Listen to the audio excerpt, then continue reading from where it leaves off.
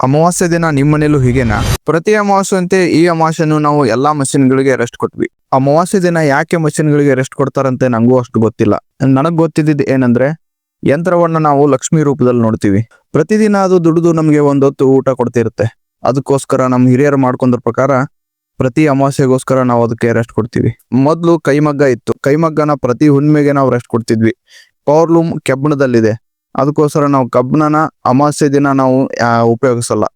ಅವುಗಳನ್ನ ಎಲ್ಲಾ ಸ್ವಚ್ಛ ಮಾಡಿ ಮನೇನು ಕ್ಲೀನ್ ಮಾಡಿದ್ವಿ. ನಂತರ ಎಲ್ಲಾ ವಾಹನಗಳನ್ನ ತೊಳೆದು ಪೂಜೆಗೆ ರೆಡಿ ಮಾಡಿದ್ವಿ.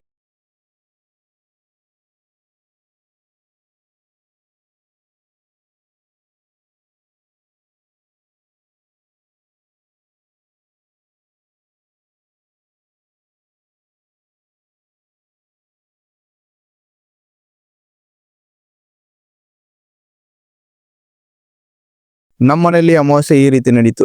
ನಿಮ್ಮ ಮನೆಯಲ್ಲಿ ಯಾವ ತರ ಅಮಾವಾಸ್ಯೆ ಆಚರಿಸ್ತೀರಾ? ಕಮೆಂಟ್ ಅಲ್ಲಿ ತಿಳಿಸಿ. ನಮಸ್ಕಾರ.